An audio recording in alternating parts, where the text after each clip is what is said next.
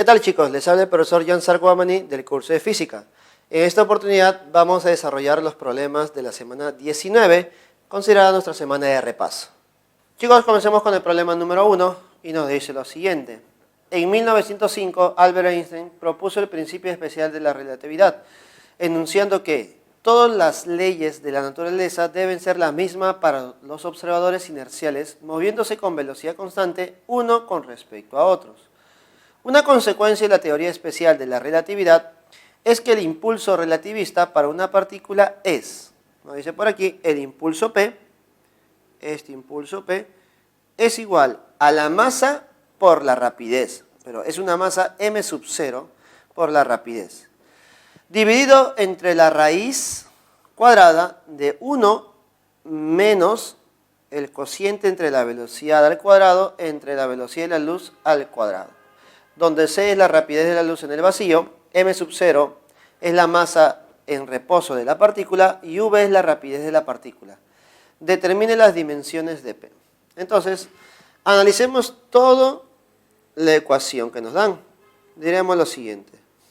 Si P es igual a ese valor m por v sobre la raíz de todo ese valor, entonces yo puedo decir que las dimensiones de P debe ser igual a las dimensiones de todo ese cociente, que es m sub 0 por v, sobre la raíz de 1 menos b cuadrado sobre c cuadrado.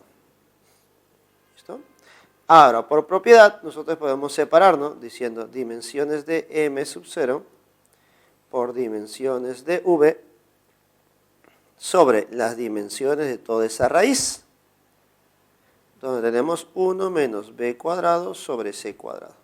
Entonces, aquí comienza nuestro análisis. Yo te pregunto, a ver, dentro de la raíz, ¿qué cosa obtenemos? Dentro de la raíz tenemos un 1 menos un b cuadrado sobre c cuadrado. Dime, si el 1 se está restando con esa operación, entonces las dimensiones de cualquiera de ellas es igual a 1. Si las dimensiones vale 1, significa que todo eso que está en nubecita debe ser un número. Por lo tanto, si todo eso es un número, si todo eso representa un número, ¿cuántas son las dimensiones de un número? Vale 1. Por lo tanto, simplemente se puede ir. Ah, entonces, profesor, usted me está diciendo que todo esto se reduce a algo muy sencillo como dimensiones de P igual a dimensiones de m sub 0 por las dimensiones de v. Claro que sí. Por lo tanto, los valores ya son conocidos, ¿no? Dimensiones de m, ¿pero qué cosa es m? M es masa, masa en reposo. Profesor, ¿y masa en movimiento es lo mismo? Es lo mismo, las unidades, las dimensiones no cambian si está en movimiento o está en reposo. Por lo tanto, m sub 0 es la masa en reposo, sus dimensiones es m. Por las dimensiones de v es L por t a la menos 1. Por lo tanto, dimensiones del impulso, P es igual a ml por t a la menos 1.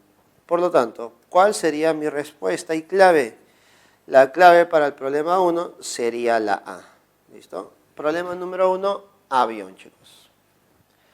Continuando, chicos, con el problema número 2. Dice, utilizando el método de polígono, determinar el módulo de la resultante de los vectores mostrados en la figura, siendo O y P puntos medios del cuadrado. Te piden método del polígono, ¿eh? Método del polígono. Por lo tanto, a ver, vamos a tratar de hacer el método del polígono por aquí, a ver. Recuerda que el método de polígono es el único método que puedes usar, ¿no? Entonces, primero vamos a usar el método de polígono porque el problema me sugiere eso, ¿no? Y es bueno para que podamos analizar lo que se genera. ¿Listo? A ver. Entonces, vamos a trazar nuestras rectas. ¿Listo? A ver. Voy a hacer una gráfica más grande, donde voy a tener 4 cuadraditos. ¿Listo? Este cuadrado chiquitito representa el cuadrado, este cuadrante de aquí, ¿ya? Ya está. ¿Listo? Esto representa 6, 6, 6, 6, 6, 6, 6 y 6. Ahí está. Ahora, como pide el método de polígono, debo graficar los vectores dentro de esa gráfica. Primero voy a graficar el vector vertical. ¿Listo? Vector vertical. Luego voy a graficar el vector horizontal. ¿Listo? Vector horizontal. Luego ya está, este y este. Ahora tu vector diagonal, mira, pero media diagonal hasta el punto medio. Punto medio, ¿ah? ¿Listo? Ahí está. Y el último, ahora un cuarto diagonal, ¿no? Punto medio, ¿no? De punto medio a punto medio. Ahí está. Por lo tanto, según el método de polígono, ¿cómo se calcula la resultante? Trazando el vector desde el punto inicial hasta el punto final. Algo así, ¿no? Ese es tu resultante. Ahí está. Y para analizar la resultante debes trabajar en un triángulo rectángulo, ¿no? Esa es la finalidad de tener cuadraditos. Dime, ¿cuánto es la base de este triángulo? 12. ¿Cuánto es la altura de este triángulo? A ver, 6. Y dime, si esto todo vale 6, ¿cuánto vale cada partecita? 3. Por lo tanto, ¿todo cuánto vale? 9. Dime, este triángulo es conocido, ¿no? 12, 9 y R. ¿Cuánto vale R? Si no te acuerdas la relación, puedes hacer lo siguiente. R es igual a la raíz de 12 al cuadrado más 9 al cuadrado. Y con eso, la resultante, ¿cuánto debe ser? Debe ser 15. ¿Listo? 15 unidades. Entonces, problema número 2, la respuesta sería 15. Ahora, esto aplicando el método del polígono. Ahora, yo te pregunto, ¿en todos los problemas se podrá aplicar el método del polígono? No siempre, porque recuerda que en un examen el espacio es bien corto, ¿no? Bien pequeño. Por lo tanto, no se recomienda el método del polígono. Entonces, ¿qué método vamos a usar? Bueno, puedes usar este método que te voy a sugerir. Mira, observa por favor. Vamos a descomponer los vectores. Vamos a descomponer los vectores. Mira, solamente debo descomponer los vectores inclinados. Uno que esté vertical o otro que esté horizontal, lo dejo igual. Mira, observa por favor. Este vector que esté inclinado, este de acá, mira, observa, ese de ahí, lo voy a descomponer en un vector horizontal a la derecha, pero solamente hasta la mitad. Y luego subo el vector hacia arriba. ¿Listo? Vector hacia arriba. Ah, entonces, profesor, este vector inclinado ya no me sirve. Claro, ya no te sirve. Ahora, descomponga el otro, por favor. El chiquitito, mira, de OP. De O hasta la derecha es un pequeño vector. Y luego hacia abajo. ¿Listo? Ya está. Por lo tanto, esto ya no me sirve. Ahora, lo que te toca a ti es poner valores, pues, ¿no? Este vector chiquitito, ¿cuánto vale? 3. El vector grande, 6. El vector chiquitito, 3. Y este que va hacia abajo, 3. Entonces, tú debes encontrar los vectores resultantes en el eje horizontal y en el eje vertical. En la horizontal, a ver, ¿qué tenemos? 6, 3 y 3. 6, 3 y 3. Pero todos son a la derecha, por lo tanto, todos se suman. ¿Cuánto sería a la derecha entonces? Sería 12. Ah, interesante, profesor. Y ahora, hacia arriba, 4, hacia arriba, no, disculpa, hacia arriba 6, hacia arriba otro 6 y hacia abajo 3. 6 y 6 hacia arriba, 12 menos 3, 9. Ah, entonces, profesor, usted me está diciendo que hacia arriba 9. Y dime, al final, ¿cuál sería tu resultante? Punto inicial, punto final, la resultante es R. Entonces, nuevamente decimos que la resultante sería 15 unidades. Y esa sería tu respuesta para el problema número 2, chicos. Continuando con los problemas, desarrollaremos el problema número 4, chicos. Dice, dos partículas A y B parten del mismo instante t igual a 0, desde el origen de un sistema de coordenadas, y se mueven en el sentido más x, se mueven a la derecha. La partícula A tiene una velocidad inicial de más 18 metros por segundo y una aceleración constante de más 4 metros por segundo al cuadrado, mientras que la partícula B tiene una velocidad inicial de v sub 0 igual a más 10 y una aceleración constante de más 8. Determina el instante en que las partículas se encuentran nuevamente. ¿Listo? ¿Por qué nuevamente? Porque al inicio están juntas, ¿cierto? Entonces, nuevamente se van a encontrar en otro tiempo distinto al 0. Entonces, este tipo de problemas se resuelve formando primero las ecuaciones de movimiento. Luego de formar las ecuaciones de movimiento, vamos a lo que nos piden, ¿no? Determina el instante para las que partículas se encuentren. Dime, ¿qué se cumple cuando dos partículas se encuentran? Las posiciones son iguales, pero esas ecuaciones de posición debo encontrarlas primero. Entonces, recordar, ecuación de posición. ¿qué se va a cumplir? La posición final es igual a posición inicial más velocidad inicial por el tiempo más 1/2 de la aceleración por tiempo al cuadrado. Ahí está, es la ecuación de posición. Ahora, esta fórmula lo debo aplicar ¿para quién? Para A y para B. A ver, para A y para B. A ver, decimos, para A será posición de A es igual a posición inicial. Si te dicen que ambos parten del origen, dime, ¿cuánto es la posición inicial para ambos? Para ambos sería 0. Ah, excelente. Velocidad inicial. Para A, ¿cuánto es su velocidad inicial? Más 18. 18 multiplicado por el tiempo. Más 1/2 de A. Pero si para A la aceleración es 4 positivo, entre 2 sería 2. 2 veces el tiempo al cuadrado. Entonces te das cuenta que al reemplazar me queda esa ecuación de posición para la partícula A. Lo mismo, pero para B.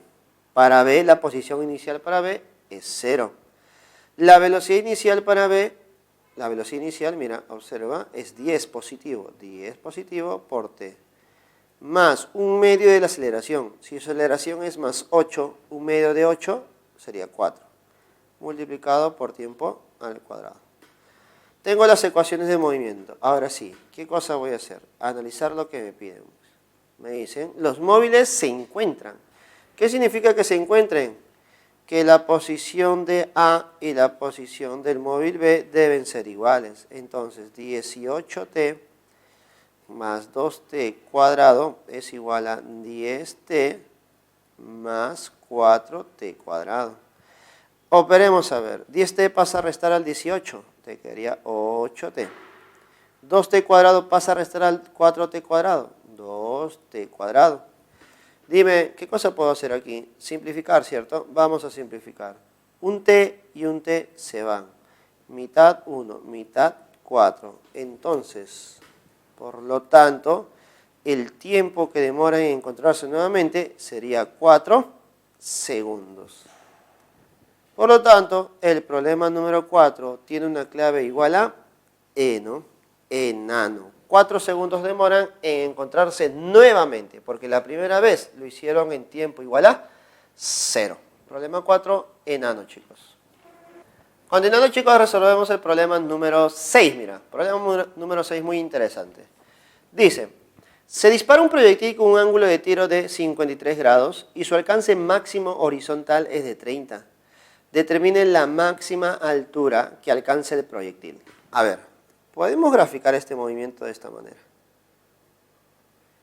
¿Listo? Acá hay un proyectil que se lanza de manera inclinada con cierta velocidad, ¿no?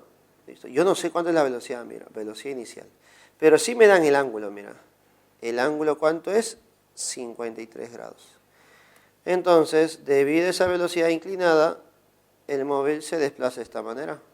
Ahí está. Generando así un desplazamiento horizontal máximo. ¿Y qué más? Una altura máxima. Ahora, a mí me dicen que el desplazamiento horizontal es 30 metros. ¿Y cómo calcularías la altura máxima? Entonces, acordémonos de esta relación. La tangente del ángulo de inclinación de la velocidad inicial es igual a 4 veces la altura sobre el desplazamiento horizontal máximo. ¿Listo? Es la relación entre las longitudes máximas y el ángulo de inclinación. Entonces, en base a eso creo que ya podemos encontrar lo que nos piden, ¿cierto? A ver, reemplacemos. Tangente, ¿de qué ángulo sería? Tangente de 53 grados. Es igual a 4 veces la altura sobre desplazamiento horizontal. Despejando lo que nos piden, diremos que la altura máxima sería igual a tangente de 53 por d sobre 4. Y reemplazando, ¿cómo sería? A ver, tangente de 53 sería 4 tercios. Por desplazamiento horizontal máximo, 30. Todo sobre 4. Por lo tanto, al simplificar, 4 y 4 se va, te quedaría 30 entre 3. ¿Y eso cuánto vale? Eso vale 10, ¿cierto? Por lo tanto, nuestra altura máxima, recuerda, la altura máxima sería igual a 10 metros. Problema directo, ¿cierto? Problema sencillo. Ahora, otro camino opcional para este problema es que tú apliques las ecuaciones de movimiento, ¿no? Lo cual eso te va a demorar mucho tiempo. Una manera sencilla de hacer este problema, rápido y sencillo, sería la formulita que hemos puesto por aquí, ¿no? La relación entre las longitudes máximas y el ángulo de inclinación. Por lo tanto, problema número 6, chicos, sería la clave A. 10 metros sería tu altura máxima. 10 metros es la altura máxima. ¿Listo? Continuemos. A ver, problema número 7 dice. En Hawái, dice, hay un volcán que es el más activo del mundo y se caracteriza por expulsar rocas al rojo vivo y lava en lugar de humo y ceniza. Supongamos que una gran roca es expulsada del volcán con una rapidez de 25 metros por segundo bajo un ángulo de 37 grados respecto a la horizontal, como se muestra en la figura. La roca golpea el lado del volcán a una altitud de 20 metros bajo de su nivel de partida, es decir, 20 metros debajo del nivel de partida. Determine la magnitud de la velocidad de la roca justo antes de impactar. Velocidad de la roca justo antes de impactar. Entonces, recordar un poquito acerca de esto. La velocidad en cualquier punto depende de dos cantidades. Por ejemplo, aquí, esta velocidad total V depende de ¿quién? Depende de la velocidad horizontal y depende de la velocidad vertical. Velocidad en el eje X y velocidad en el eje Y. Pero una gran ayuda sería saber que esta velocidad en el eje X es una velocidad constante, es la que no cambia. En cambio, la velocidad en el eje Y es una velocidad cambiante, ¿no? Que varía según el tiempo. Ahora, siempre que tengas un problema de movimiento parabólico, debes descomponer la fuerza. Disculpa, debes descomponer la velocidad. Siempre, se descompone la velocidad. A ver, descomponiendo la velocidad, ¿cómo sería por aquí? ¿Listo? Componente horizontal sería 25 coseno de 37. Profesor, y hacia arriba, bueno, igualito, 25 seno de 37. Recordemos un poquito, a ver, coseno de 37, ¿cuánto es? 4 quintos. 4 quintos por 25 sería 20. Profesor, ¿y 25 seno de 37? Seno de 37 es 3 quintos. 3 quintos por 25 sería 15. Entonces ya tengo las velocidades al inicio, ¿no? 20 y 15. Pero habíamos dicho que esa componente del eje X es una rapidez que no cambia. Por lo tanto, aquí, en el punto final, en el eje X, ¿cuánto valdrá? 20. ¿Qué nos faltaría entonces? La velocidad en el eje Y. Y con eso calculo la velocidad total. Pero para calcular la velocidad en el eje Y no lo puedo hacer de forma directa, porque tengo que aplicar algunas fórmulas, ¿cierto? Ahora, hay muchas fórmulas que tú puedes aplicar. La idea es aplicar la menos cantidad de fórmulas, porque si no, nos vamos a complicar. A ver, analicemos los datos que tenemos. Tengo la velocidad inicial en el eje Y, velocidad de 15 hacia arriba. Tengo la gravedad, que es un dato constante de 10. Y tengo la posición, o mejor dicho, la altura que ha recorrido hacia abajo, ¿no? Debajo del nivel. Entonces voy a aplicar esta, mira. Velocidad final al cuadrado, pero en el eje Y, es igual a velocidad inicial al cuadrado en el eje Y, más menos 2 veces la gravedad por la altura recorrida. Voy a aplicar esto, chicos. ¿Listo? A ver, aplicando esto, ¿cómo sería? Velocidad final en el eje Y al cuadrado es igual a velocidad inicial, chicos, es 15. 15 positivo porque es hacia arriba, ¿no? 15 al cuadrado. Más o menos, ¿cuál es el proceso de esa roca? Está moviéndose hacia arriba. Si se mueve hacia arriba, es menos. 2 veces la gravedad, 2 veces por 10. Aquí va lo interesante, la altura. Dime, ha recorrido 20 metros, pero hacia abajo. ¿Qué significa 20 metros hacia abajo? Menos 20. Si hubiera sido por encima del nivel, sería positivo. Como es debajo del nivel de referencia, sería negativo, menos 20. Interesante, profesor. Y en base a eso, mira, ¿qué nos quedaría? nos quedaría que la velocidad en el eje Y al cuadrado es igual a 15 al cuadrado, sería 225. ¿Listo? Menos por menos, mira, menos por menos sería más. 2 por 10, 20. 20 por 20, 400. Por lo tanto, la velocidad en el eje Y al cuadrado es igual a 625.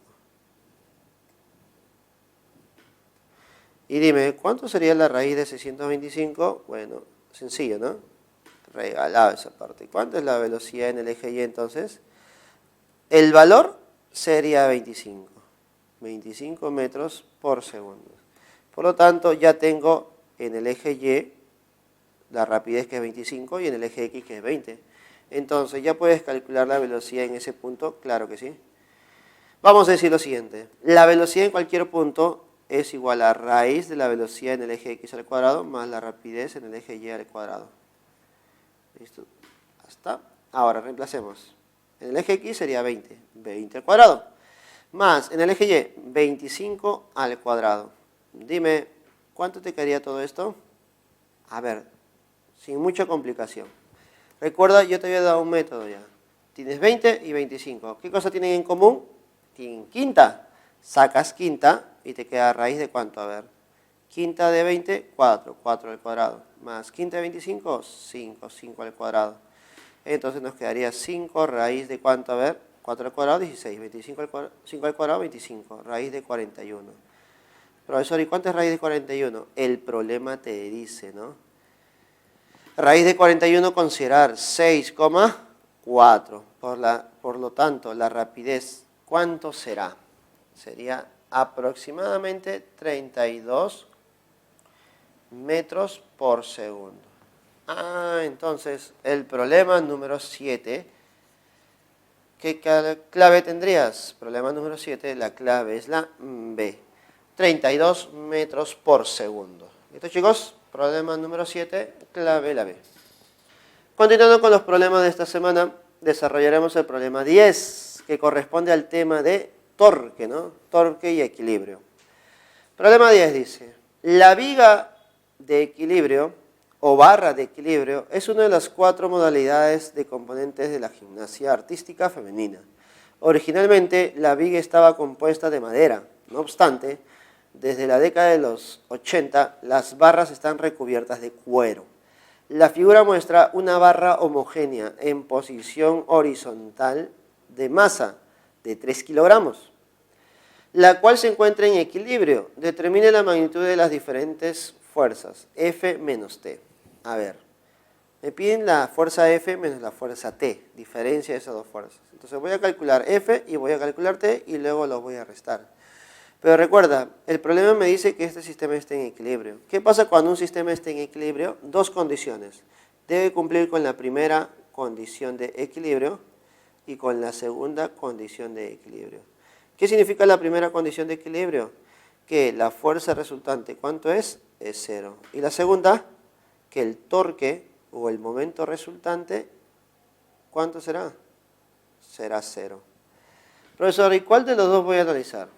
Usualmente, cuando se tratan de varillas en equilibrio, se aplica la segunda. Porque de esa manera te permite eliminar una de tus variables y encontrar la otra. En cambio, si tú aplicas la primera, tendrías las dos variables al mismo tiempo. Y eso no te ayuda en realidad. Entonces voy a considerar la segunda condición de equilibrio. Momento resultante igual a 0. Y para eso necesito considerar un punto como mi eje de giro. Primer punto como eje de giro. Este punto de aquí. Vamos a ponerle A. ¿Listo? Entonces decimos, para A, como si fuera mi eje de giro. Si A es mi eje de giro, entonces la tensión T no genera torque. ¿Quién genera torque? La fuerza F. La fuerza es 50 newton que me ponen por ahí. Pero algo más, mira. Te dicen que la masa de la varilla es 3 kilogramos. Entonces yo te pregunto, si la masa de la varilla es 3 kilogramos, ¿cuánto es su peso? Profesor, eso es sencillo, ¿no? Su peso sería 30. Pero recuerda que si la varilla o la barra es homogénea, el punto de aplicación de esa fuerza de gravedad es en el centro. La longitud total es 5 metros, por lo tanto, a cada lado sería 2,5 y el otro lado 2,5. Ahí está. Entonces, con eso yo tengo las tres fuerzas y las distancias respectivas. Ahora, lo que debo hacer es identificar en qué sentido está el torque de cada una de ellas. Entonces, podemos decir lo siguiente. Respecto a el torque para la fuerza F, mira, observa, es en sentido antihorario. Respecto a, en sentido antihorario. Para 50 y 30 newton, el torque es en sentido horario, ¿no? Es en sentido horario. Profesor, ¿y por qué importa el sentido? Porque de acuerdo al sentido, nosotros consideramos un torque positivo o un torque negativo. Entonces comencemos a ver. Momento respecto a. Momento respecto a, ¿cuánto debe ser? Debe ser 0. ¿Listo? Debe ser 0.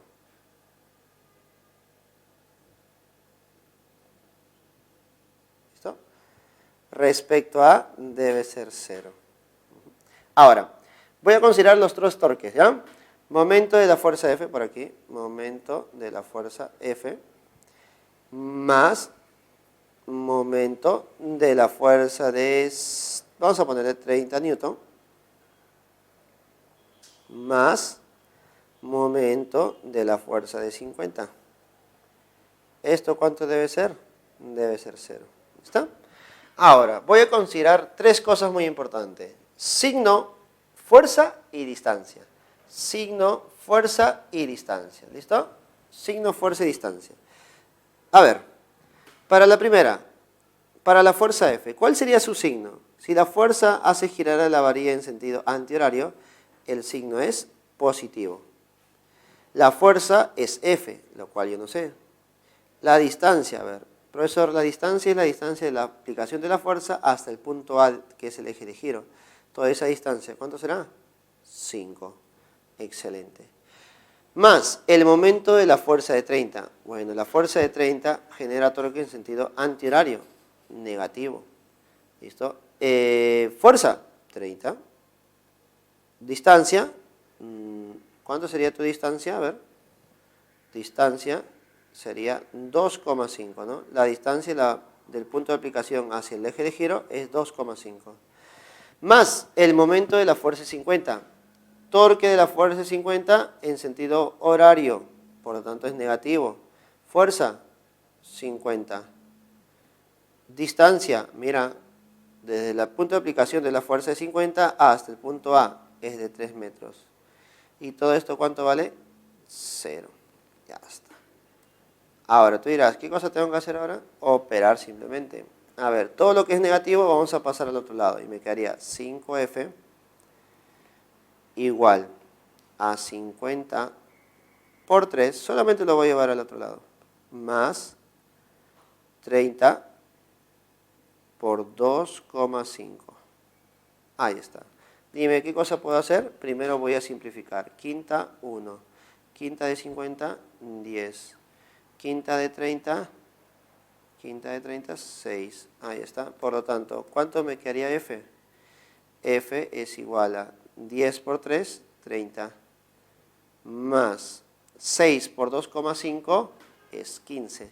Por lo tanto, la fuerza F vale 45. Unidades, Newton. Ahora, pareciera que el problema ya acabó, pero no es así. Recién he encontrado la fuerza F. Ahora, ¿qué fuerza me faltaría encontrar? La fuerza de tensión. Profesor, entonces para calcular la fuerza de tensión, ¿puedo aplicar lo mismo, pero en otro punto sería mi eje de giro? Claro que sí. Mira, una opción sería que tú coloques aquí tu eje de giro. Mira, observas, en B. Es una opción y vas a tener que hacer todo este proceso. ¿Listo? Ahora, te doy otra alternativa. Ya has visto que puedes aplicar en el punto B. Te voy a dar otra alternativa. Vamos a aplicar la primera condición de equilibrio. Profesor, pero no había dicho que la primera condición de equilibrio no era tan adecuada para este problema. No era adecuada cuando tienes dos variables. Pero si ya conoces una, solamente con una variable, que es la tensión. Entonces, ahí sería conveniente, ¿no? ¿Por qué? Porque si tú aplicas la primera condición, dirías que la fuerza resultante es igual a 0. Entonces, podemos decir que las fuerzas que van hacia arriba son iguales a las fuerzas que van hacia abajo. Pregunta, ¿quiénes son las fuerzas que van hacia arriba? T más F. ¿Y quiénes son las fuerzas que van hacia abajo? 30 más 50. Profesor, pero F ya lo conozco y vale 45. Entonces T más 45 sería igual a 30 más 50, que sería 80. Pregunta, ¿cuánto vale T entonces?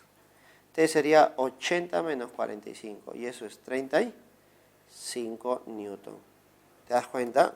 Más rápido, ¿no? Más sencillo. Claro que sí. Tienes que aprovechar todo lo que tú has aprendido. Ahora, si ya sabes la fuerza F que vale 45 y la fuerza T que vale 35, dime, ¿ya puedes calcular lo que te piden? ¿Qué es la diferencia? Obvio, profe, obvio, podemos encontrar todo. F menos T. Fuerza F, 45. Menos T, que es 35.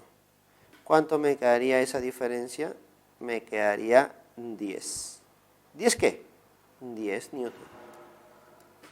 Por lo tanto, nuestro problema número 10, ¿qué clave tiene?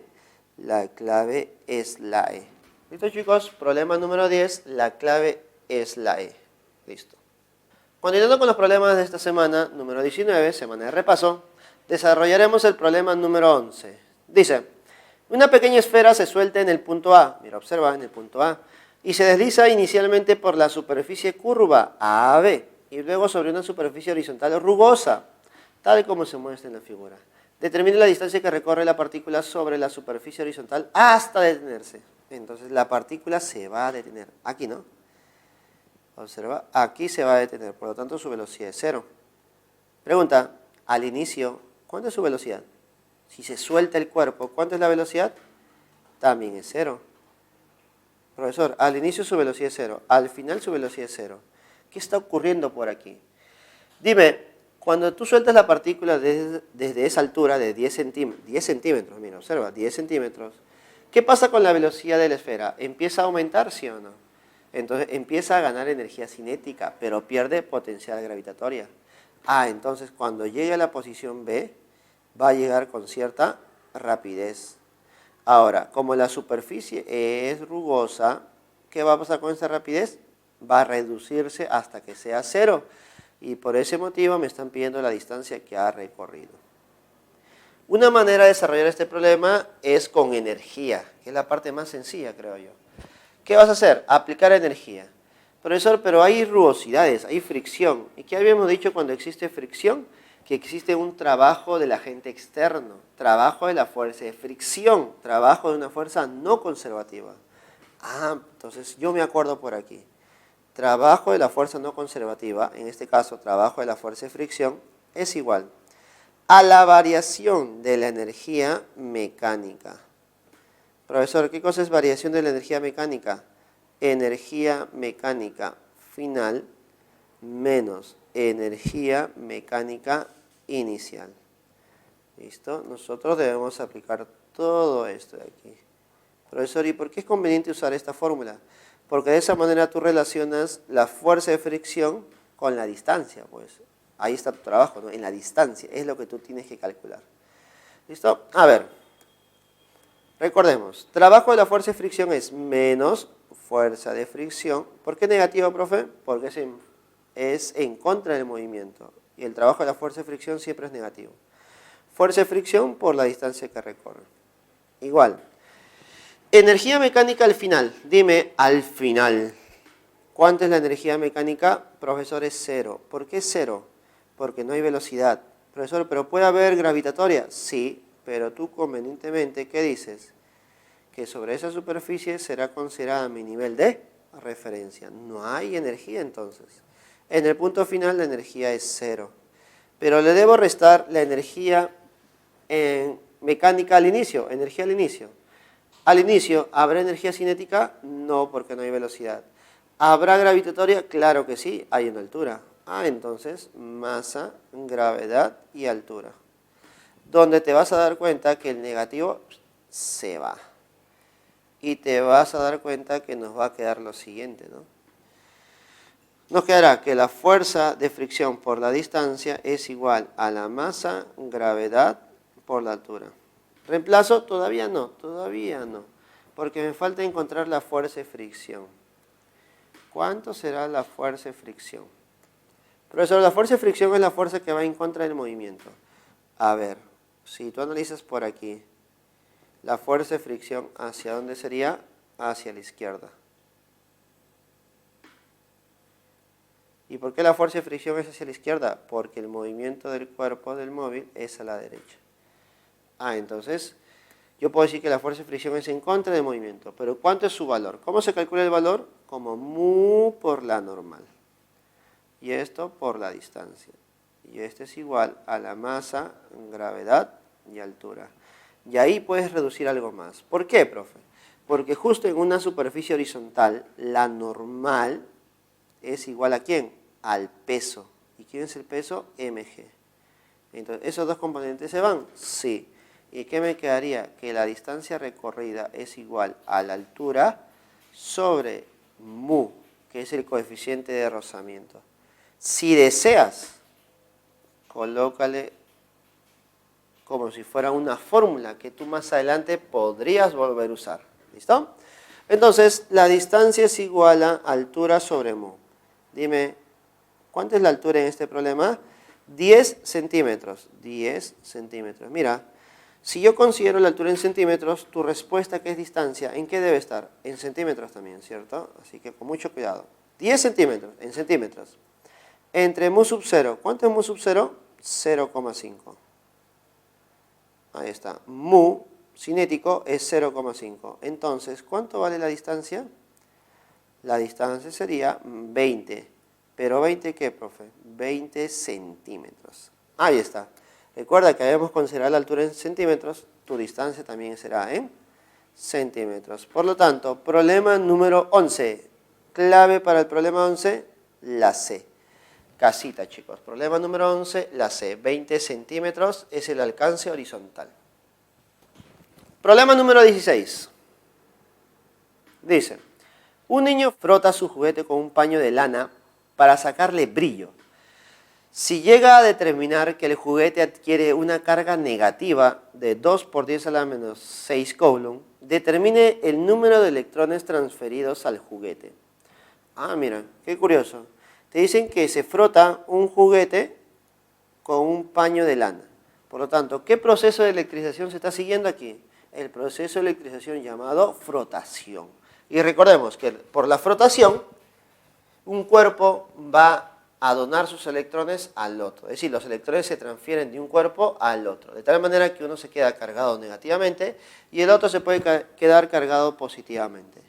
Ahora, en base a eso me piden determinar el número de electrones transferidos al juguete. Entonces recordemos, cuantización de la carga. La carga en un cuerpo es igual al número de electrones transferidos por la carga fundamental. Entonces, yo puedo decir que el número de electrones transferidos es igual a la carga sobre la carga fundamental. ¿Cuánto es la carga del juguete? 2 por 10 a la menos 6. Sobre la carga fundamental, que es 1,6 por 10 a la menos 19. ¿Listo? Ahí está. Por lo tanto, ¿qué me quedaría hacer? Solamente operar. A ver. Profesor, simplifiquemos 2 y 1,6. Sácale mitad 1, mitad 0,8. ¿Listo? Ahora nos quedaría 1 sobre 0,8. Por 10 a la menos 6, entre 10 a la menos 19, te quedaría un 10 a la 13. ¿Listo? 10 a la 13. Ahí está. Ahora, ¿cuánto me quedará todo esto, chicos? ¿Cuánto me quedará 1 entre 0,8 por 10 a la 13? Entonces, vamos a dar forma nada más. Mira, observa. Este 0,8 que está abajo, tú lo puedes colocar como 8 sobre 10. Y ese 10 subiría y te quedaría un octavo. ¿Listo? Un octavo. Y ese 10 multiplicaría arriba, ¿cierto? Y si multiplica arriba, te quedaría 10 a la 14. ¿Listo? 10 a la 14. Pregunta, si es 10 a la 14 por un octavo, dime, ¿cuánto vale un octavo? A ver, recordemos, 1/2 es 0,5, 1/4, 0,25, 1/8, 0,125, 0,125, ahí está. Por 10 a la 14. Por lo tanto, ¿cuál sería mi respuesta más adecuada? Mira, ¿te das cuenta que todas las claves son con 1,25 casi? Entonces la diferencia lo haría el 10 a la 14. Entonces, todo es con 1,25. A ver, 1,25, ¿cuál sería? Creo que nos damos cuenta y sería la clave D, ¿no? 1,25 por 10 a la 13. ¿Listo? Y el problema número 16, la clave sería la clave D. ¿Listo, chicos? Problema número 16, la clave es la D, 1,25 por 10 a la 13. Continuando, desarrollaremos el problema número 17, correspondiente al tema de condensadores. Problema número 17 dice, para indicar el valor de la capacitancia o capacidad eléctrica de un condensador, se puede usar el código japonés o código 101. Este código lleva 3 números. Los 2 primeros dígitos hay que multiplicarlo por 10 elevado al tercer dígito, llamado multiplicador, para calcular su capacidad. Y todo esto se calcula en picofaradios. Recordad que el pico es 10 a la menos 12 faradios. ¿Cómo se muestra en la figura? Mira, acá te dan una figura ilustrativa para que puedas identificar ese código japonés, el código 101. Considerando lo mencionado anteriormente, determine la notación de un condensador que al conectarlo a un voltaje de 200 voltios, este almacena una carga. Me piden capacitancia y para eso te dan carga y te dan voltaje. A ver, recordemos. Yo me acuerdo que la capacitancia se calculaba como la carga almacenada sobre el voltaje conectado. Entonces de esta igualdad, ¿tú puedes encontrar la capacidad? Claro que sí. La carga te dicen que es 4 milicoulomb, que sería 10 a la menos 3. Ahí está. Dividido entre 200. Entre 200. ¿Qué sería qué cosa? Sería el voltaje. Ahora sí, entonces la capacitancia, ¿cuánto me quedaría por aquí? 2 por 10 a la menos 5, ¿cierto? 2 por 10 a la menos 5. Ya está. Ahora la pregunta es, esa es la capacitancia en faradios, pero a mí no me piden la capacitancia, me piden en notación del código japonés o código 101. Entonces voy a darle forma, porque esto es faradios. Y para poner el código japonés debe estar en picofaradios. A ver, y para que esté en pico, recuerda que debe ser 10 a la menos 12. Profesor, pero yo solamente tengo 10 a la menos 5. Entonces, ¿cuánto le falta para hacer 10 a la menos 12? A ver, le agregas pues, ¿no? Le faltaría 10 a la menos 7. Profesor, pero para que no alteremos nada, por 10 a la 7. Y todo esto en faradios. Por lo tanto, voy a poner en nubecita lo que me importa a mí, mira. 10 a la menos 5 por 10 a la menos 7. ¿Qué cosa es esto? El pico. Pico faradio. Entonces, tu capacitancia, ¿cómo te quedaría? Te quedaría 2 por 10 a la 7 por pico faradios. ¿Cierto? 2 por 10 a la 7 picofaradios. Ya está. Ahora, ¿cómo me quedaría este problema entonces? ¿Cómo me quedaría el problema número 17?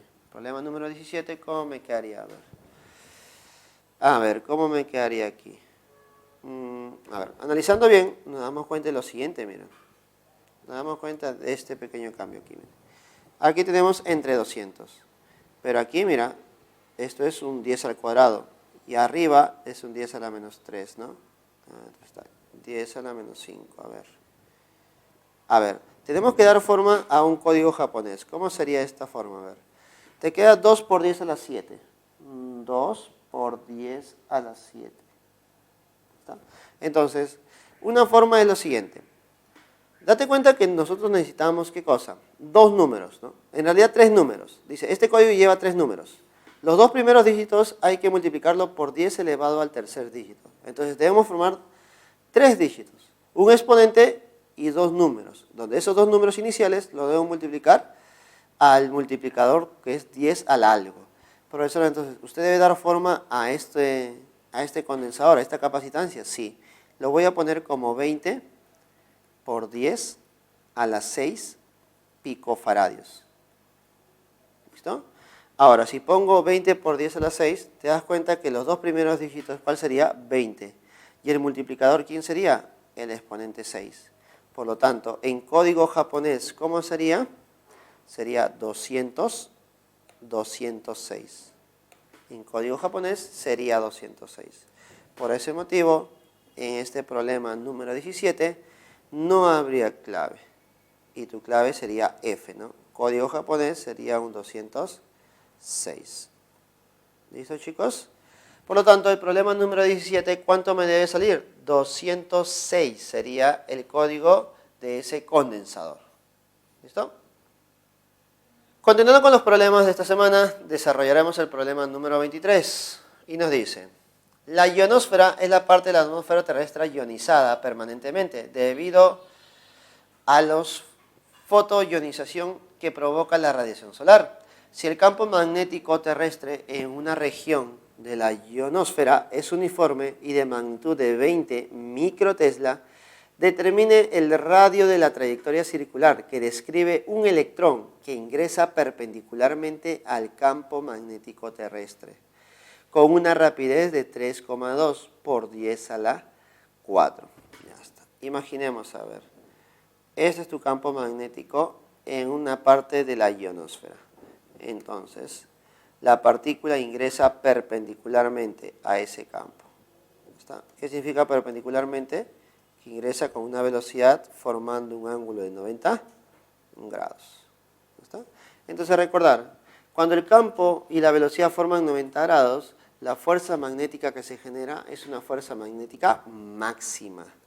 Y esa fuerza magnética máxima es igual a carga, rapidez por campo. Ahora, cuando la fuerza magnética es máxima, la trayectoria que genera esa partícula es una circunferencia. Por lo tanto, esa fuerza magnética máxima también es considerada una fuerza centrípeta, que es la fuerza que genera el movimiento circular. Ahora, recuerda que una fuerza centrípeta también es igual a masa por la aceleración centrípeta, que sería B al cuadrado sobre R. De esta igualdad, dime, un B ¿se puede ir? Sí. ¿Y qué cosa puedo despejar yo? El radio, pues, ¿no? Radio que a ti te están pidiendo. Entonces, despejando el radio sería masa, rapidez sobre carga por campo. Y dime, ¿esas cuatro cantidades me dan o no me dan? A ver, ¿te dan la masa de un electrón, una partícula ionizada con un electrón? Claro que sí, ¿no? La masa de un electrón está por aquí, mira, 9,1 por 10 a la menos 31. A ver, 9,1 por 10 a la menos 31. Por la rapidez. ¿Cuánto es la rapidez de la partícula? Mira, 3,2 por 10 a la 4. 3,2 por 10 a la 4. Dividido entre la carga. Obviamente la carga es la carga de un electrón. ¿Y la carga de un electrón cuánto vale? 1,6 por 10 a la menos 19. 1,6 por 10 a la menos 19. Multiplicado por el campo, que es 20 micro. 20 por 10 a la menos 6. Profesor, ¿tengo que operar todo eso? Claro que sí. A ver, ¿qué cosa podemos decir por aquí? Mira, 1,6 y 3,2. 3,2 es el doble, ¿no? Entonces sacamos 1,6 abajo y te quedaría 2 arriba. Ahí está. A este 2 le sacas mitad. Mitad 1, mitad de 20, 10. Mira, tan sencillo como eso. Al final te queda un 9,1 adelante. Pero ten cuidado, ¿por cuánto? 10 a la menos 31 por 10 a la 4 sería 10 a la menos 27. Sobre, mira, a ver, lo voy a sombrear para que te des cuenta. 10 a la menos 19 por 10 sería 10 a la menos 18. 10 a la menos 18 por 10 a la menos 6 sería 10 a la menos 24. 10 a la menos 24. Ahora, si tú operas todo esto, te quedaría 9,1 por ¿cuánto? A ver, 10 a la menos 27 por 10, entre 10 a la menos 24 sería 10 a la menos 3. Dime, ¿podemos encontrar una clave? Entonces, chicos, a esta respuesta 9,1 por 10 a la menos 3 metros, vamos a darle forma, porque recuerda que a mí me piden en centímetros. Entonces, dando forma, ¿cómo sería? A ver, sería resistencia es igual a 9,1 por, mira, ese 10 a la menos 3 lo voy a separar en dos. 10 a la menos 1 por 10 a la menos 2 metros. Ahora, ¿por qué lo he separado de esa manera? Porque 10 a la menos 2 metros, ¿qué cosa será? Centímetros, ¿cierto? Y 10 a la menos 1 por 9,1 se convierte ¿en qué? En 0,91. 0,91. ¿Listo? Y todo esto en centímetros. Y esa sería mi respuesta, ¿no? Por lo tanto, nuestra clave, ¿cuál sería? La A, ¿no? 0,91 centímetros. Continuando, chicos, desarrollaremos el problema número 24. Dice, la corona solar, es decir, la atmósfera del Sol, no es estática y se mueve abandonando la estrella, ya que es un gas completamente ionizado, es decir, un plasma. Este movimiento de la corona es el llamado viento solar, que está compuesto principalmente de electrones y protones, pero tiene también trazas de núcleos de helio y otros elementos, con energías por lo general entre 10 y 100 kiloelectrovolts. Recordemos que los electrovolts vienen a ser unidades de energía. Las continuas reacciones nucleares en el Sol liberan partículas cargadas y estas a su vez se dirigen hacia la Tierra, donde interactúan con la magnetosfera o ionosfera, debes recordar, con un ángulo de 30 grados, tal como se muestra en la figura. Para dicho instante, determine la magnitud de la fuerza magnética sobre el protón, sabiendo que su rapidez es 4 por 10 a la 6. La pregunta es directa, ¿no? Calcule la fuerza magnética. ¿Y cómo se calcula la fuerza magnética, chicos? Se calcula multiplicando la carga de la partícula por la rapidez de la partícula por el campo externo, en este campo de la ionosfera o magnetosfera, multiplicado por el seno del ángulo. ¿De qué ángulo? El ángulo teta, ¿cierto? Ahí está. Dime, ¿te dan todos los valores? ¿Sabes cuánto es la carga de un protón? ¿Sabes cuánto es la rapidez? Claro, mira, 4 por 10 a la 6. ¿Sabes cuánto es el campo? Te lo dan de dato. El ángulo también, ¿no? Vale 30. Te dan todos los valores. Entonces, ¿qué esperamos para reemplazar y resolver este problema? Fuerza magnética es igual a la carga. ¿Cuánto es la carga de un protón? No necesitas memorizártelo. Recuerda que la carga de un protón es igual a la carga de un electrón. Y si vale 1,6 la del electrón, también vale 1,6 la del protón. 1,6 por 10 a la menos 19. No te debes olvidar de ese valor. Por la rapidez. ¿Cuánto es la rapidez de esta partícula, que es el protón?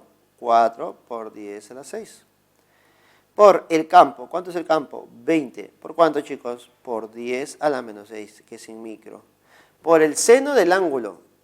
Pero dime, ¿el ángulo no es 30? Sí. Seno de 30, 1/2, profe. 1/2, ya está. Entonces, vamos a simplificar el 2 y el 4. Al final me queda un 2 arriba, ¿no? Mitad y mitad.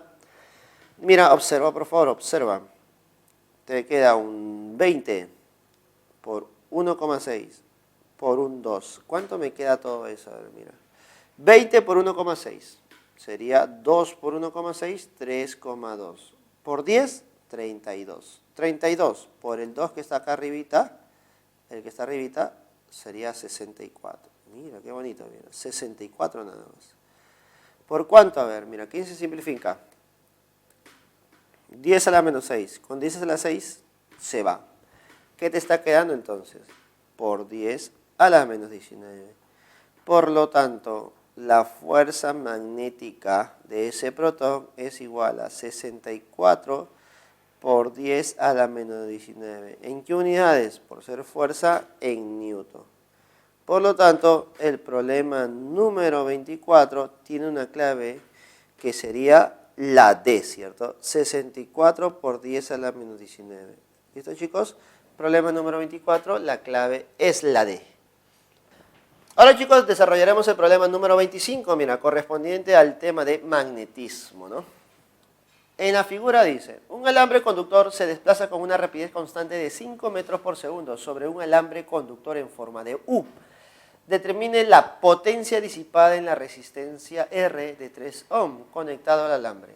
Potencia eléctrica me están pidiendo. A ver, primero recordemos, ¿cómo se calcula la potencia eléctrica? Potencia eléctrica es diferencia de potencial por la corriente eléctrica. Claro que sí. Profesor, otra manera de calcularlo, también lo puedes calcular como diferencia de potencial al cuadrado, ¿listo? Diferencia de potencial al cuadrado por, a ver, si tú despejas aquí la corriente en función de la resistencia, mira, no te olvides, mira, diferencia de potencial es igual a I por R. Siempre que tú tengas potencial eléctrico o potencia eléctrica, debes acordarte de la ley de Ohm, porque eso te permite calcular todas las demás formulitas. Si la potencia es diferencia potencial por I, tú despeja I. I sería diferencia potencial entre R. Entonces, esto te quedaría diferencia potencial entre R. ¿Listo? Ahora, otra forma es I al cuadrado por R. Tres fórmulas distintas, ¿no? Para calcular el mismo problema. ¿Listo? Ahora, la pregunta es, ¿cuál será el ideal para este problema? Entonces, primero, analicemos lo que nos dan de dato. Me dicen que una varilla conductora se mueve con una rapidez de 5. ¿Ya está? La longitud de esa varilla que está en movimiento es de 30 centímetros y hay un campo externo de 0,9. Con esos tres valores nosotros podemos encontrar la FEN. ¿Y qué cosa es la FEN? La diferencia potencial. Entonces la diferencia potencial se puede calcular. Claro que sí. Y luego el otro dato es la corriente. No, disculpa, la resistencia R. Entonces, si tienes la diferencia potencial, que es la FEN, y la resistencia R, ¿cuál de las fórmulas puedes usar? La segunda. Entonces, ese es el camino adecuado. ¿Listo? A ver, FEN. Para una varilla conductora en movimiento sería campo, rapidez por longitud. Campo, rapidez por longitud. ¿Cuánto es el campo magnético? Mira, 0,9. ¿Cuánto es la rapidez? 5. ¿Cuánto es la longitud? 30 centímetros. 30 por 10 a la menos 2. Operando esta FEN, ¿cuánto me quedaría? A ver. Con mucho cuidado, por favor. Mira. 30 por 0,9. El cerito mueve la coma a la derecha y te quedaría simplemente 9. 9 por 3 es 27. A ese 27 lo multiplico por 5. ¿Cuánto me quedaría, chicos? Me quedaría 135. 135. ¿Por cuánto? A ver. 10 a la menos 2. Ahí está. ¿Listo? ¿En qué unidades? En volts. Profesor, ¿y por qué es en volt la FEN? Porque recuerda que la FEN, ¿qué cosa representa para nosotros? Representa nuestra diferencia de potencial, nuestro voltaje. Ahora, si ya sabes la diferencia de potencial, que es la FEN, ya sabes la resistencia, que es dato. Dime, ya puedes calcular todo, ¿no? Ya tienes la resistencia, ya tienes el voltaje. Ya puedes calcular la potencia eléctrica, ¿no? Entonces, aplicando la segunda fórmula, la potencia es igual a diferencia de potencial al cuadrado sobre la resistencia. Diferencia de potencial es 135 al cuadrado por 10 a la menos 4, porque estamos elevando al cuadrado, sobre resistencia. Resistencia es 3. Solamente 3. ¿Listo? Ahora, chicos, ¿cuánto será 135 al cuadrado y luego dividido entre 3? A ver, entonces la potencia sería 135 al cuadrado, recuerda, terminaría en 25 porque es 5 al cuadrado, 25, y 13 por 14. ¿Listo? 13 por 13 es 169. Súmale un 13 más, ¿cuánto te quedaría?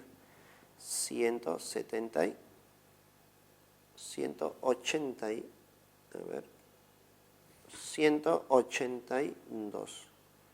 Entonces, me quedaría 18.225. Eso sale 135 al cuadrado. Por 10 a la menos 4. Profesor, no se olvide, dividido entre 3. Ahora te toca a ti dividir, pues. Dime, ¿ese número se puede dividir entre 3? Dime. A ver, suma sus cifras. Recordando un poquito, ¿no? De curso de matemática.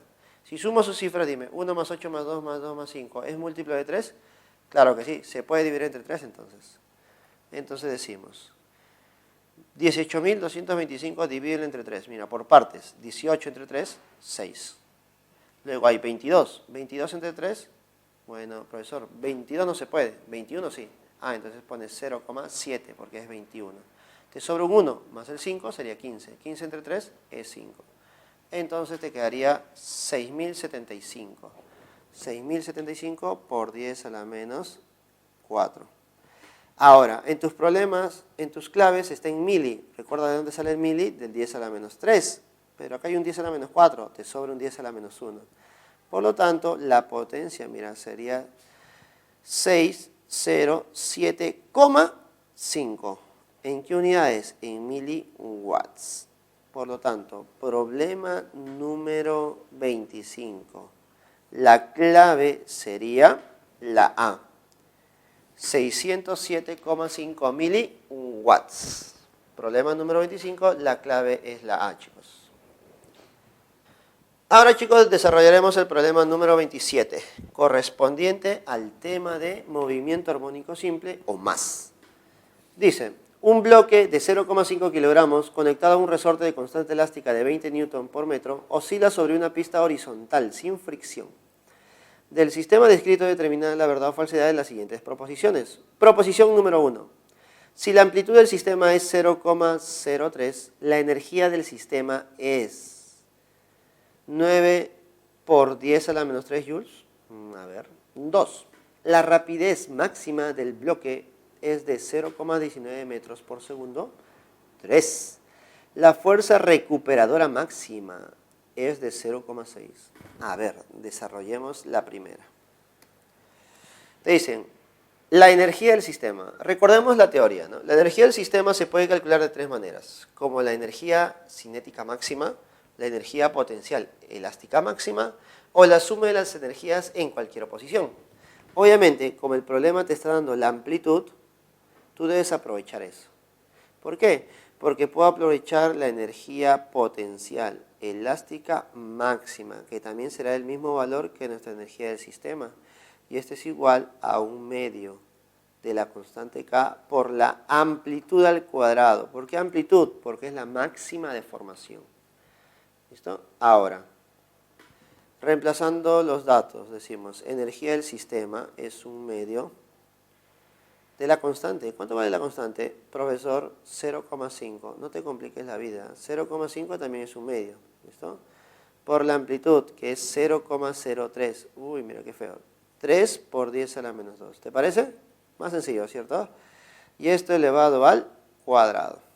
¿Está? Entonces, energía del sistema sería 1/2 por 0,5, que es 1/2, sería 1/4. Por 3 por 10 a la menos 2 al cuadrado sería 9. ¿Listo? Por 10 a la menos 2 al cuadrado, 10 a la menos 4. ¿Listo? 10 a la menos 4. Mira, antes de que avancemos más, te das cuenta que este valor de 10 a la menos 5 es incorrecto, mira. ¿Por qué? Date cuenta, no nos vayamos a confundir con la fórmula de energía cinética máxima. En energía cinética máxima, tú analizas la masa y la velocidad. En energía potencial elástica máxima, tú analizas ¿qué cosa?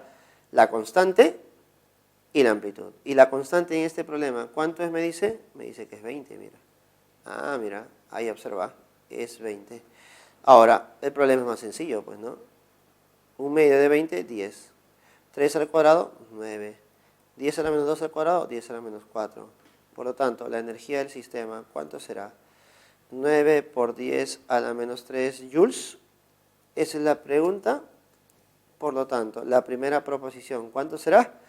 será verdadera. Sería verdadera nuestra primera proposición. ¿Listo, chicos? Entonces la primera es verdadera. Vamos con la segunda. A ver. Dice, la rapidez máxima del bloque es de 0,19 metros por segundo. A ver, ¿de dónde saca eso de valor? ¿Cómo se calcula la rapidez máxima? Recordemos un poquito. Rapidez máxima se calcula como raíz de la constante k sobre m por la amplitud. Esa es nuestra rapidez máxima. Chicos, la constante ya la tenemos. Claro, la constante vale 20. La masa 0,5 y la amplitud es 0,03, ¿cierto? La amplitud es 0,03. Por lo tanto, ¿cuánto sería mi amplitud? 3 por 10 a la menos 2. A ver, operando todo esto sería 20 entre 0,5. Recuerda que 0,5 es, ¿cuánto? Un medio, ¿cierto? Un medio pasaría arriba con 20, sería 40, raíz de 40. ¿Y raíz de 40 cuánto sería? Sería 2 raíz de 10. Ahí está. Por 3 por 10 a la menos 2. Claro, así nos quedaría, ¿cierto? Así nos estaría quedando. Ahora, raíz de 10. ¿Cuánto es tu raíz de 10? A ver, aproximadamente podemos encontrar raíz de 10. Profesor, no puede encontrar raíz de 10. Por lo tanto, si no sabes cuánto vale raíz de 10, ¿tu velocidad máxima será entera? No, será decimal, ¿cierto? Será decimal. Por lo tanto, el problema número, o la proposición 2 sería falsa, ¿no? Porque tu velocidad te queda 6 raíz de 10 por 10 a la menos 2. Entonces, la segunda proposición sería falsa. ¿Listo? Segunda proposición para este problema 27 sería falsa. Ahora, vayamos a la proposición 3. A ver.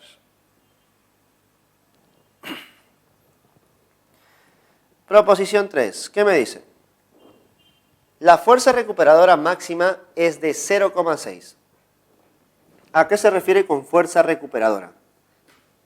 Entonces decimos, la fuerza recuperadora es la fuerza elástica. ¿Y la fuerza elástica cómo se calcula? Como K por X.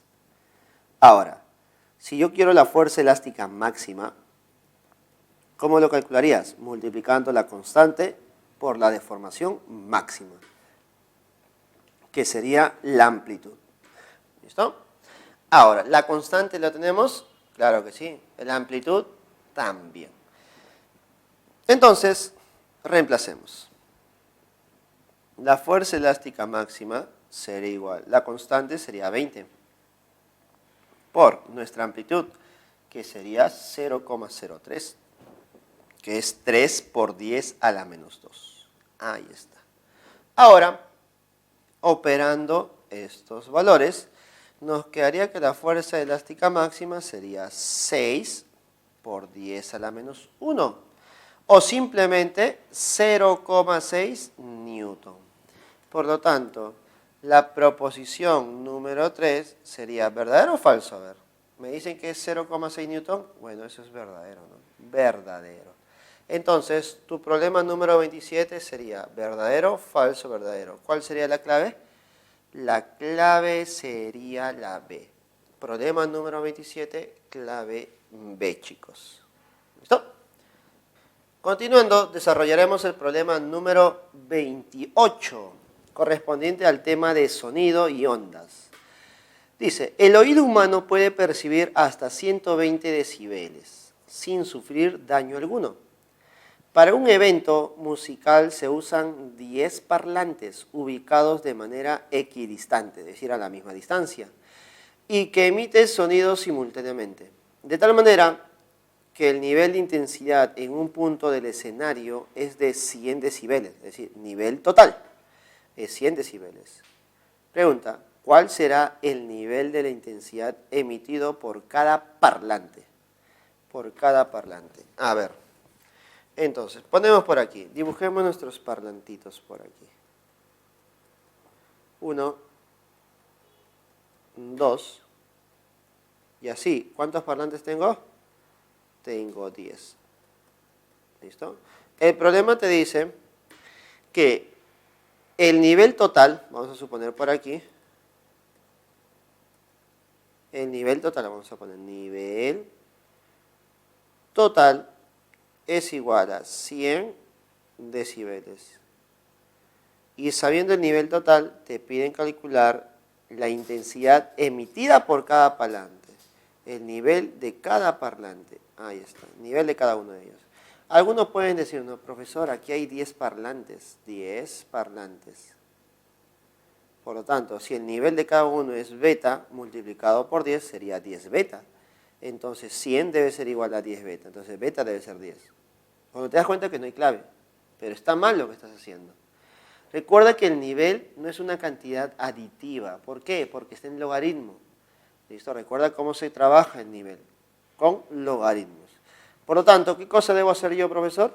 Debes trabajar no con el nivel, sino con la intensidad. Intensidad de cada parlante y la intensidad total. Ahora, la intensidad sí es una cantidad aditiva. Por lo tanto, la intensidad total sería 10 veces, porque son 10 parlantes, 10 veces la intensidad de cada uno de ellos. ¿Listo? Y eso es lo que nosotros debemos analizar. ¿Listo? A ver. Ponemos por aquí. Recordando un poquito, mira. Lo que voy a hacer es lo siguiente. Cada una de estas intensidades lo voy a encontrar en función del nivel. ¿Y cómo se hace eso? Recordando lo siguiente, mira. Esta intensidad total, ¿cómo se calculaba?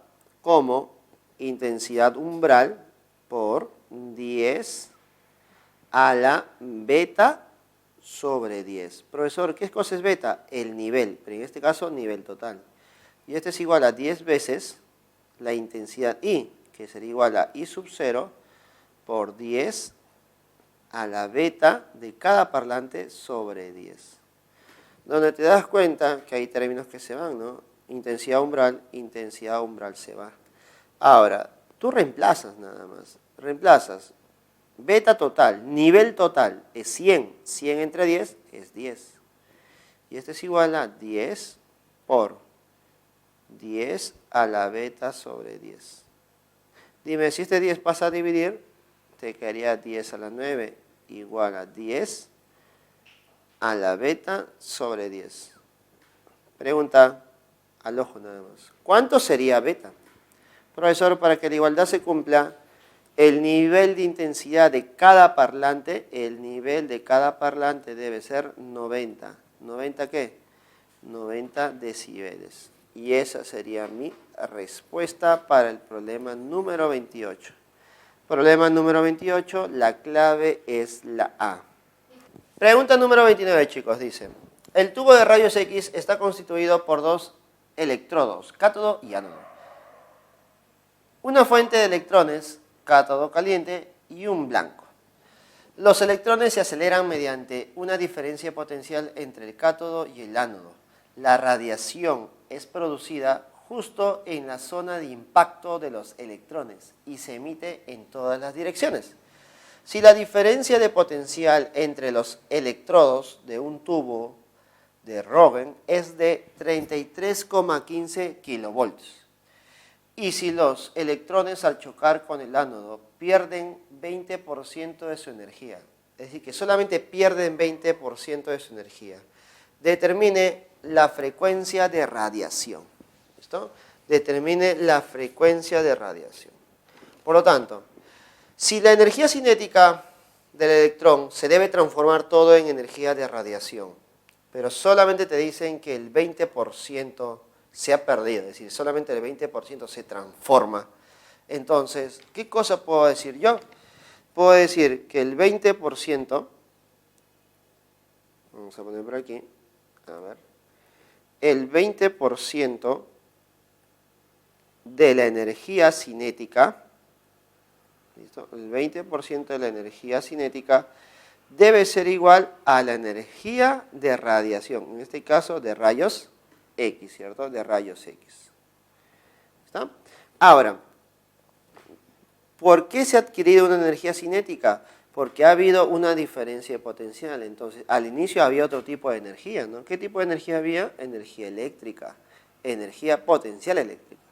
Ahora, esa energía potencial eléctrica, ¿cómo se calculaba? A ver, recuerda, la energía potencial eléctrica es igual a la energía cinética. Energía potencial eléctrica es igual a tu energía cinética. ¿Listo? Estos dos son iguales. Por lo tanto, yo puedo analizar un poquito más. ¿Por qué? Porque cada uno de estos valores son conocidos, mira, lo puedes conocer fácilmente recordando. Energía potencial eléctrica se calcula multiplicando la carga de un electrón por la diferencia de potencial. Y esto es igual a energía de un fotón. La energía de un fotón, ¿a qué es igual? A la constante de Planck por la frecuencia de rayos X. Y creo que ahí está lo que me piden. Bueno, me piden la frecuencia. Entonces tú despejas. La frecuencia sería 20% de la carga de un electrón por la diferencia de potencial, todo dividido entre la constante de Planck. ¿Listo? Todo dividido entre la constante de Planck. Ahora, reemplazando los valores. ¿Listo? 20% recuerda que es 20 sobre 100, ¿no? Y este es 2 sobre 10. Por la carga de un electrón. ¿Cuánto es la carga de un electrón, chicos? La carga de un electrón es 1,6 por 10 a la menos 19. ¿Listo? Ahí está. Voltaje. ¿Cuánto es tu voltaje? El voltaje sometido es 33,15 kilovolts. ¿Kilo qué significa? 10 al cubo. Todo dividido entre la constante de Planck. ¿Cuánto es la constante de Planck para este problema? Bueno, no me lo mencionan. Entonces yo te voy a mencionar cuál debería ser tu constante de Planck, ¿ya? Constante de Planck debe ser igual a 6,63 por 10 a la menos 34 unidades joules por segundo. ¿Te parece? Ya, lo reemplacemos. 6,63 ¿listo? Por 10 a la menos 34. Ahí está.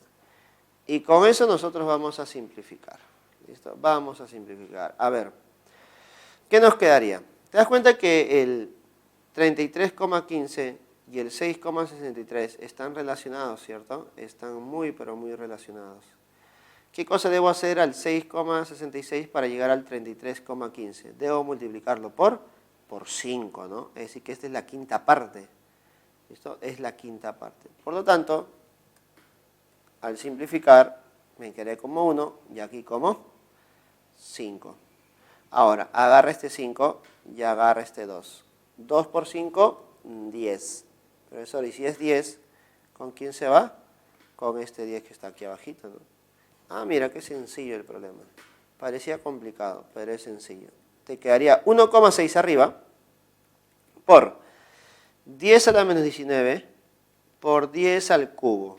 Sería 10 a la menos 16 sobre 10 a la menos 34.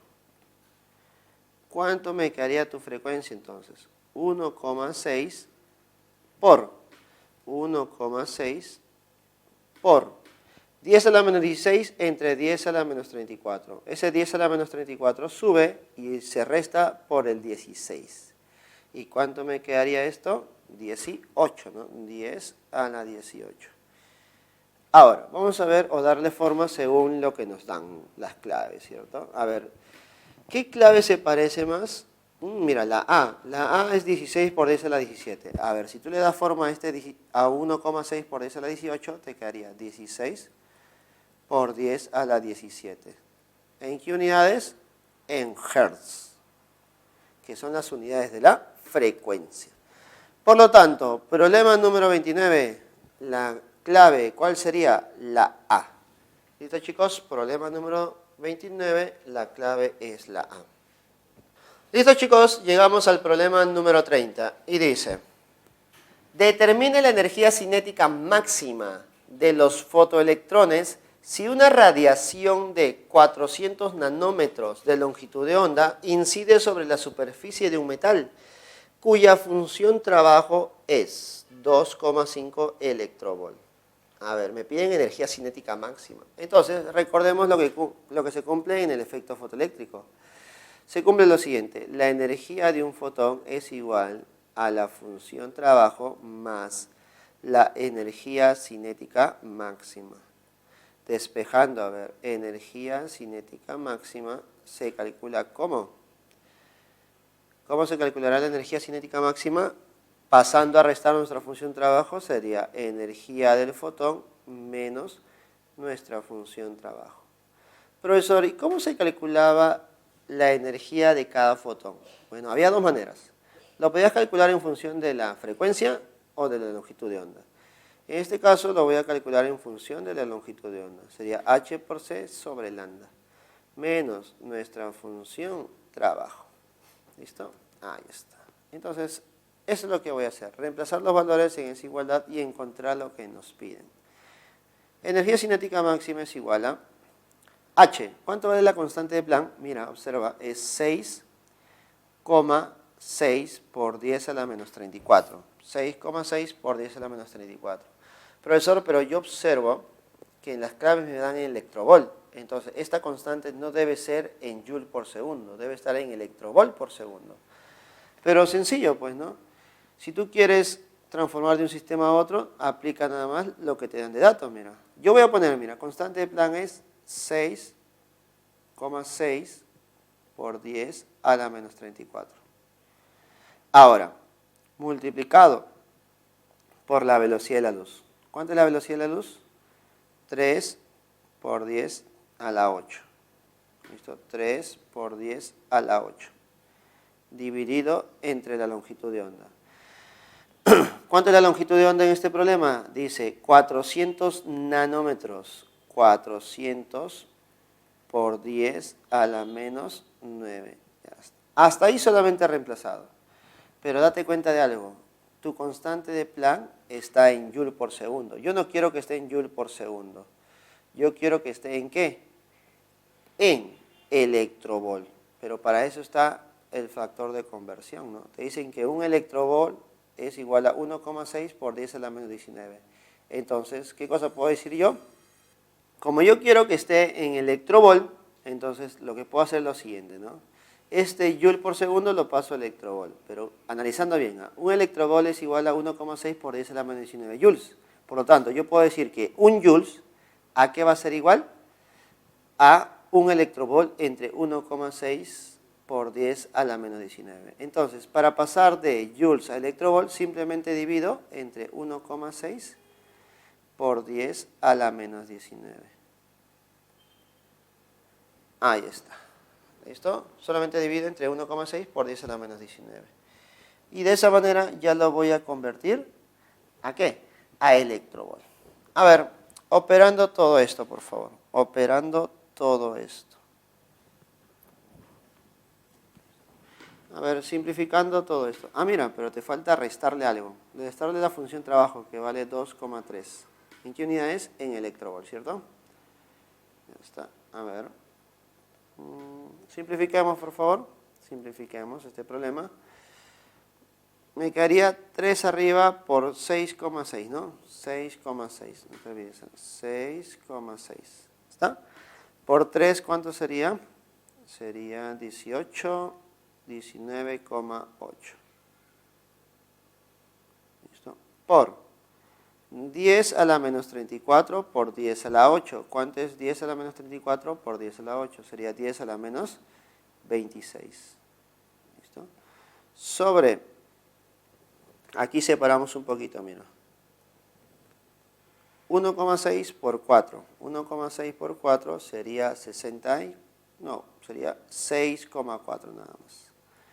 Por 10 a la menos 19 por 10 a la, menos 9 sería 10 a la menos 38, ¿cierto? Menos 28. Y por 10 al cuadrado sería 10 a la menos 26. ¿Ya está? Por lo tanto, estos dos términos se van a ir. Pero a todo esto le debo restar el 2,3. Ahora la pregunta es, ¿cuánto es 19,8 entre 6,4? ¿Cuánto es 19,8 entre 6,4? A ver, dividiendo esos dos valores, chicos, ¿cuánto nos quedaría? A ver, ¿listo? Solamente dividimos esos dos valores y me quedaría 19,8 entre 6,4. Me queda aproximadamente 3,09. ¿Listo? Y a esto le resto mi 2,3. ¿Listo? 2,3. Por lo tanto, nuestra energía cinética máxima en electrovolt aproximadamente, ¿cuánto sería? A ver, ¿cuánto sería? A eso le tengo que restar el 2,3. Y si le resto el 2,3 me quedaría 0,79. 0,79. ¿En qué unidades? En electrovolt. Por lo tanto, ya tendríamos la respuesta para el problema número 30 de esta semana de repaso, correspondiente al tema de efecto fotoeléctrico. ¿Listo, chicos? Problema número 30, la clave no sería ninguna de las que tenemos por ahí, porque la aproximación me dice que tu valor debe ser 0,79. ¿Listo, chicos? Problema 30, 0,79. Bueno, chicos, ya terminamos con los problemas. Ahora te toca completar los problemas que faltan. Ya estás preparado para resolver todos los demás y de la semana número 1 hacia la 19. Nos vemos, chicos. Cuídense.